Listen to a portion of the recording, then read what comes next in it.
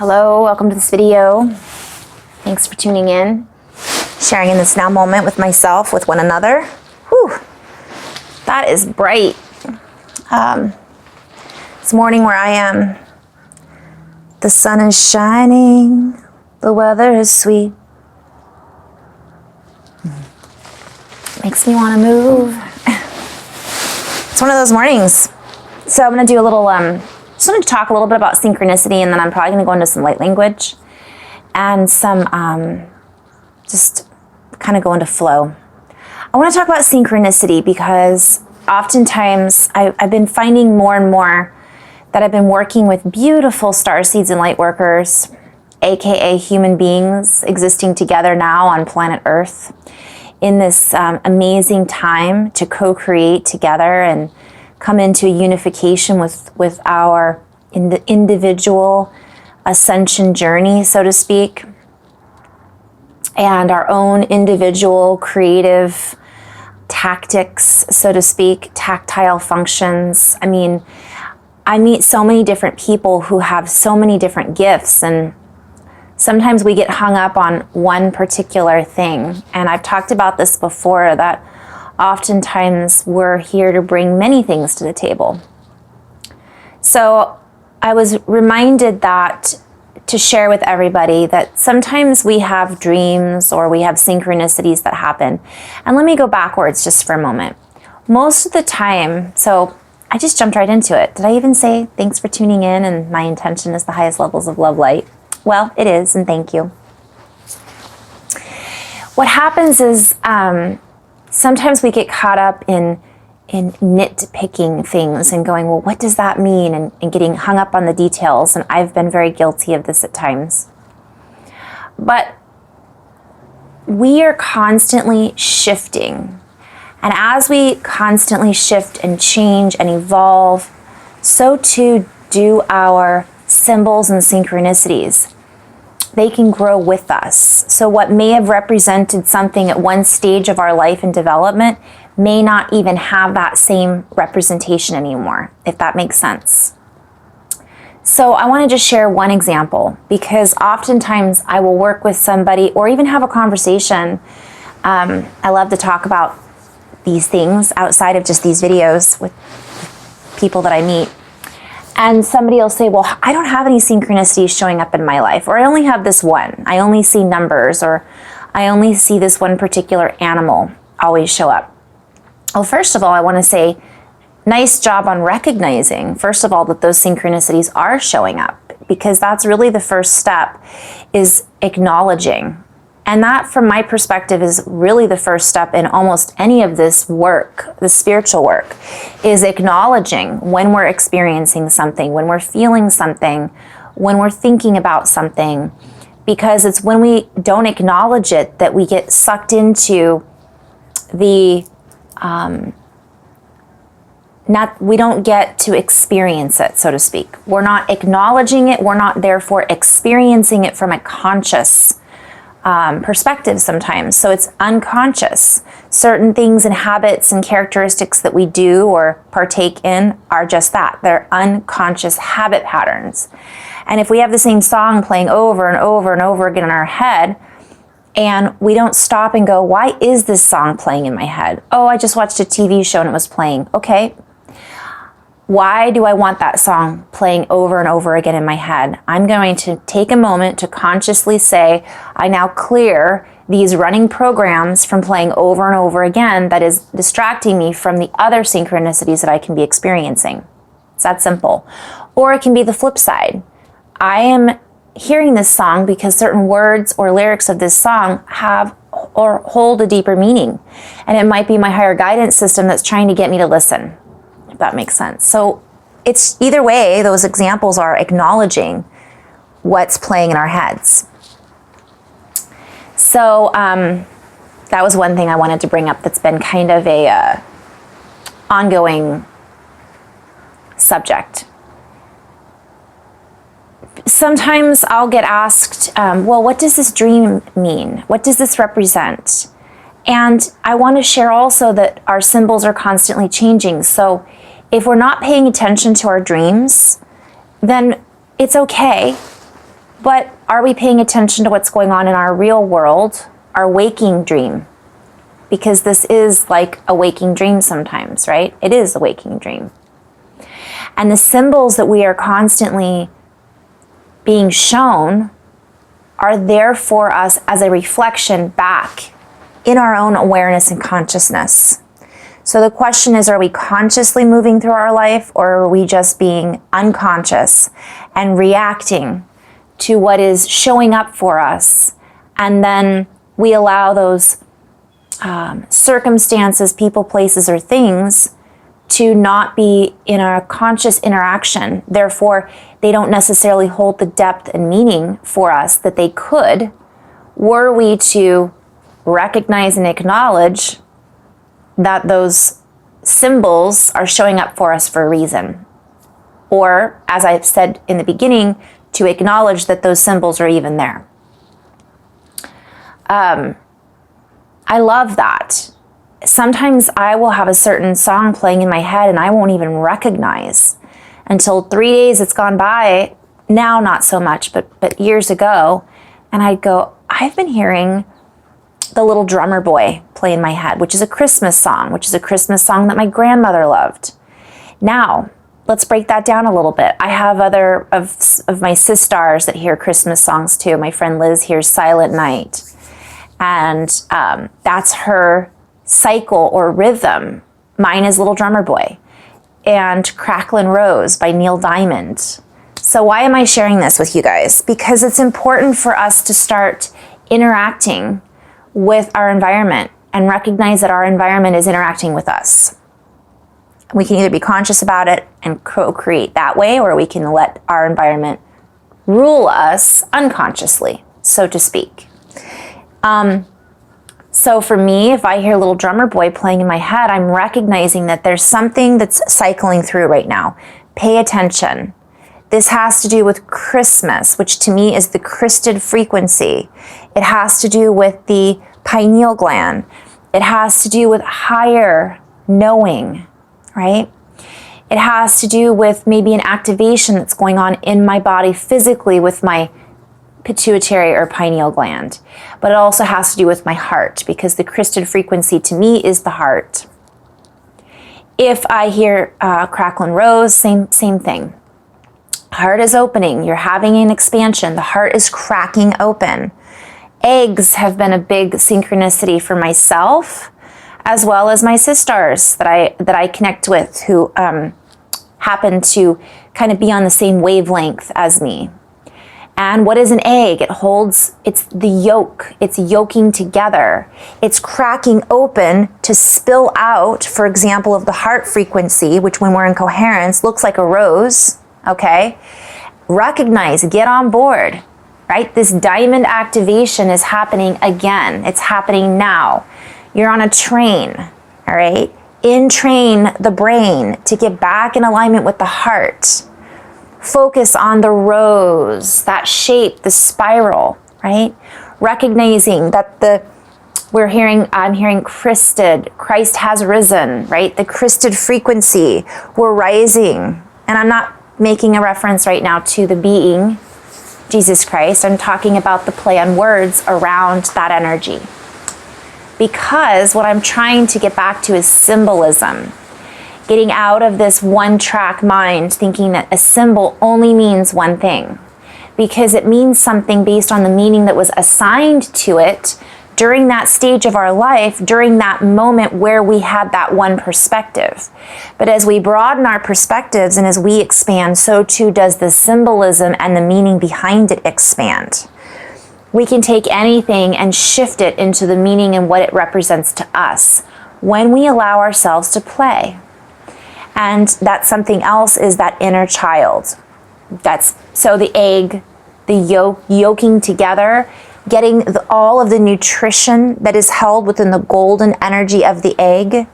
The egg is our auric field and the layers of the nesting doll eggs, right? That are around us energetically, and tapping into that. And when we crack that open, that hard shell of feeling the need to protect ourselves, feeling the need, feeling afraid, that creates a shell, a wall, if you will, that for a time is important sometimes so that the egg can grow, so that it can harvest, or be harvested, right? Or more importantly, so that it can feel, experience, develop is the word that's coming through. So I've just been having this reference and this symbology coming up. An egg represents fertility, right? It represents so many different things. And the cosmic egg, right? The goose that laid the golden egg. All of these things have been coming through, and I see it as, we hear that, oh, that person's a good egg. So this is the symbol. And if this would have happened around Easter, I would be seeing it as a reference to spring. Perhaps this is rolling into, so I'm sharing these synchronicities because I play with these in my environment. I see them roll out, so to speak. And as I focus and think about them and feel into them, then more synchronicities are delivered, so to speak, to me. I'm seeing the stork carrying that newborn child, right? It's like we're birthing these new experiences, these new realities, these new creative expressions. And for some people, they might hear something like that and go, that doesn't make any sense at all. And I'm here to share that it absolutely doesn't for somebody that isn't willing to be open and to play with it. They're absolutely right. It doesn't make any sense at all. But then again, some of the visions that Einstein had when he envisioned our reality, or perhaps string theory, didn't make any sense to conventional scientists back then either. The Einstein physics didn't make any sense because sense and logic are not supposed to yoke together based on the old paradigm. But logic is meant to be combined with all of the senses so that we can make a logical presentation. We have sight, sound, smell, taste, all of these senses. And if we're only using one of those, then we are logically putting ourselves into a box. And we are not stringing together all of the possibilities that come with recognizing that there is something deeper within that shell. And I've also had this reference lately to electrons and valence shells, or valence shells. And recognizing that everything is a fractal. So within that is something else, and within that is something else, and within that is another aspect of all of this. I'm being guided to talk about one more synchronicity that I've been reminded about. So years ago, I purchased a water bottle, and this water bottle, or bottle, doesn't have to have water in it, but water's been a big theme as well. And on this, it had unicorns, donuts, rainbows, and diamonds. And I was just like, this is the perfect bottle. And it was purple. I'm like, this is perfect. I have to have this. I bought one for a friend who has a daughter who I think at the time was like 5, and I kept the other one. Needless to say, I still use it, and it still makes me very happy when I use it. Why am I bringing this up? I want to talk about collective synchronicities. Because at the time when I purchased this water bottle, everywhere I went, I was seeing unicorns. There were diamonds and jewels everywhere. Geometric shapes of crystals. The color purple was big. Rainbows. And also donuts. Everywhere you went, it was donuts this and donuts that. Donuts with sprinkles on it. And someone might look at that and go, yeah, donuts are delicious. I love donuts. That's a theme right now because somebody on television created a show about all the kinds of donuts you can make. And that caught on as a collective theme. And then it was birthed into a theme that we all could tap into because then it was created or produced on a mass scale, right? But I'm here to share that from another layer, that represents a lot more than just a donut, okay? And when we see these collective themes energetically, it's a sign and symbol for us to pay attention because that symbol for somebody that just might be a food that they really like, I see a donut as a toroidal spin in an infinite cycle or strange loop that literally looks like a toroidal donut. When I see sprinkles on it, it reminds me of sparkles. Because those sparkles are the spark, this creative spark of divinity that is constantly morphing around this toroidal donut. That is the constant circle and cycle of life. And as I see the diamond, I recognize that we are becoming from carbon to diamond, which is carbon. Let me rephrase that. From a more of an iron, right? Iron in the blood. We're coming from this carbon base to this crystalline frequency. So recognizing that crystals go through this morphogenesis and they are a living representation of source, as are we. And we're going from this carbon-based frequency in a 3D, perhaps, setting, we'll say, moving into a crystalline, higher vibrational frequency. And then if I think of a diamond, I think of all of the facets of a diamond and how you can look at it and it changes. It holds within it the rainbow, all of the colors of the rainbow, and chooses to express itself in a shape or a frequency based on how the light is reflecting off of that, right? And what color the light reflects in that given moment, which is us. We are the diamonds. We are the rainbows, right? We are the unicorns. Unicorns are pineal gland. Horse is freedom.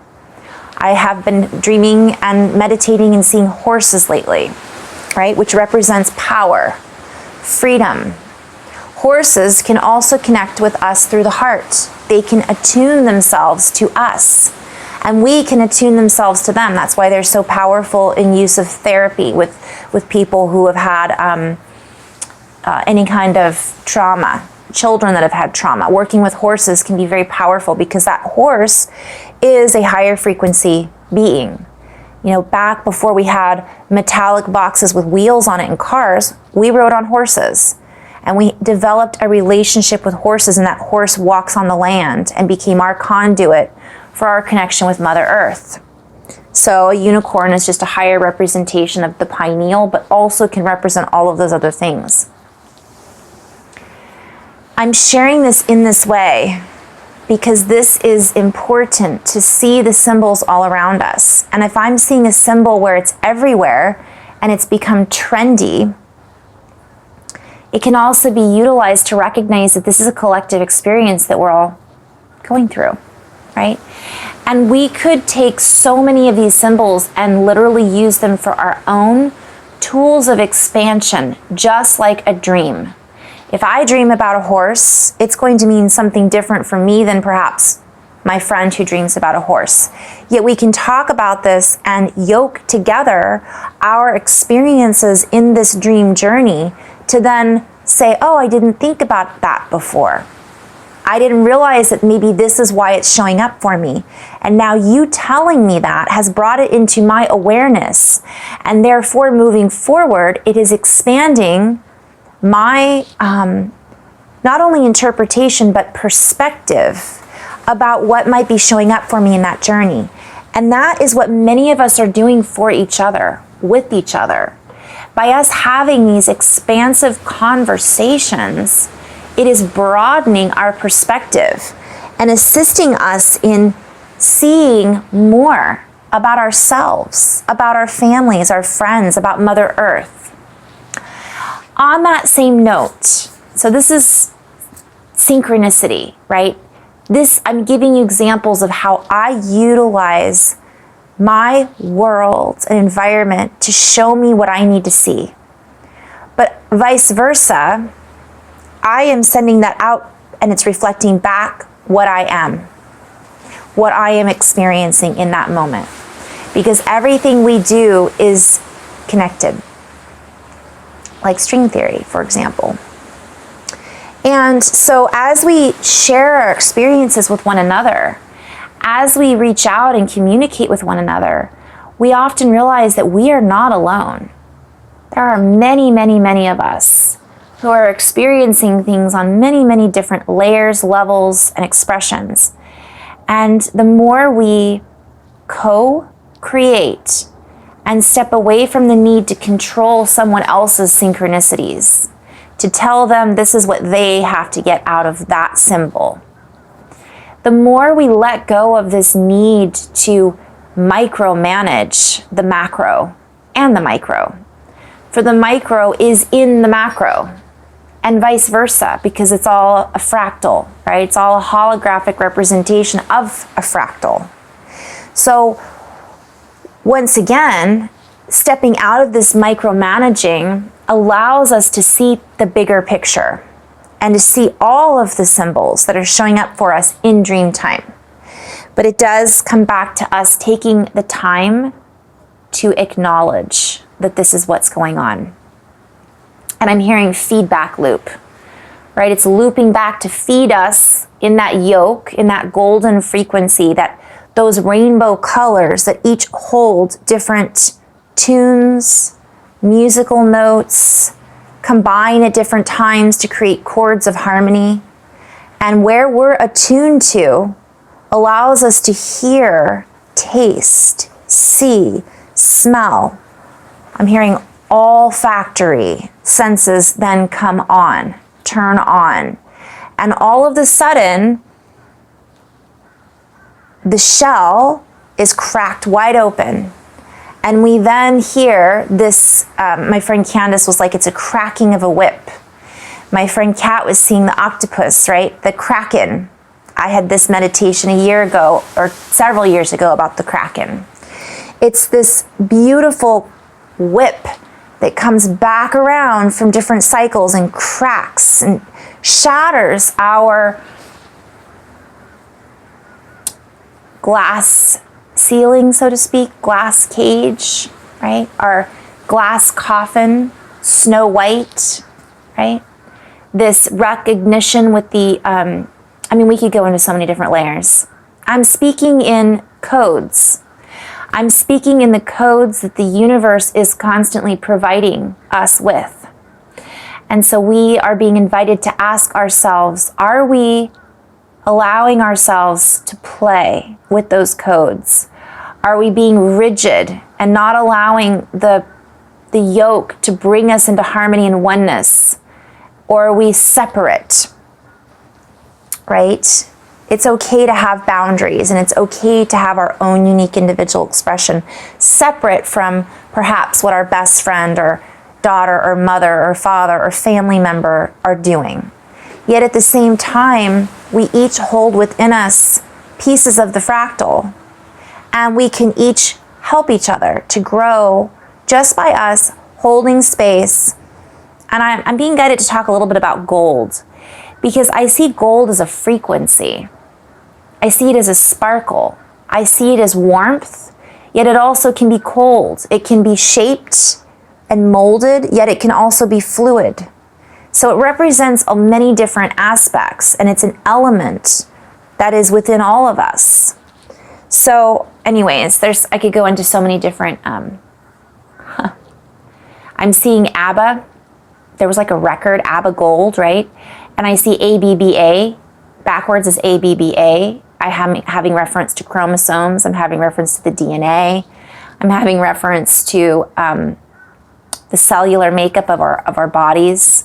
You guys, we are in this major portal right now, from my perspective. And the softer we allow ourselves to be, right, the more gentle we are with one another and with ourselves, it creates more of a membrane than a hard shell. It creates the ability for us to have our space, have our boundaries, so to speak, have our own space, yet also fluidly interact with the space around us. I always talk about, or I've talked many times previously, that I visualize the air around me as plasma. So that way, when I see myself operating or doing my hand signals or singing, toning, speaking light language, I will see it ripple through this plasma and interact with my environment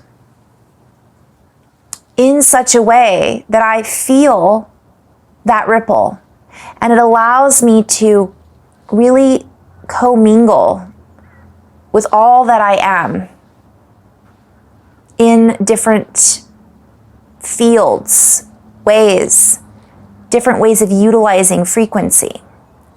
So we all have, we're all in this soup together, this womb of Mother Earth, right? So allowing ourselves to create from this space and really paying attention to what the womb has within it, because we're in this yoke, right? Anyways, I'm going to end on that note. Those are my synchronicities. Those are my symbols I just wanted to share. And so many more. They're constantly morphing from 1 minute to the next. My symbols today will be different than my symbols possibly tomorrow, because my choices and what I choose to focus on is part of what I am connecting into. Therefore, if I choose to focus on disharmony, for example, more symbols will show up for me to show me how to get back to harmony. But I will also be given more symbols to show me how I'm out of harmony. And more symbols might show up to keep me in disharmony. Does that make sense? Because my environment is producing, giving back to me what I am giving to it. So it's the law of attraction, we could say. And I just wanted to share that too, because I've gone down the rabbit hole and had a symbol that can go both directions. We could take one symbol and go, that symbolizes death and destruction. You know, we could see a cracking of an egg. Well, that means the egg dies. It means that all the yolk spills out and the chick from this egg is not going to be birthed. And that might be how we choose to see it, and that might be a representation of what we're going through. Maybe we do need to die in the spiritual sense, to be reborn again, so that we can have everything that's around us fall apart, so that we can feel like we're getting a fresh start, so that we can be so pure of, you know, when you have that good cry and you're angry and you just cry it out and all of a sudden you just feel numb, but then that numbness turns into resolve, or it turns into peace, or it turns into, so it grows from there. And sometimes it's because we went through something where our entire reality was cracked. And we were able to then see that light, my friend Megan mentioned, spilling in, right? I think it was a Rumi quote, she said, only through the cracks are you able to see the light. And I misquoted that, but I just thought that was beautiful. So I just wanted to share that. We're all in a different space of this particular flow. What we choose to do with it, how we choose to acknowledge it, how we choose to perceive it, what actions we choose to take from there, how we choose to respond to it. Our ability to respond, again, is where we're all at in every moment of every day. So just playing with that. In love and light, guys. Thanks for tuning in. Namaste. Have fun playing with our symbols, right?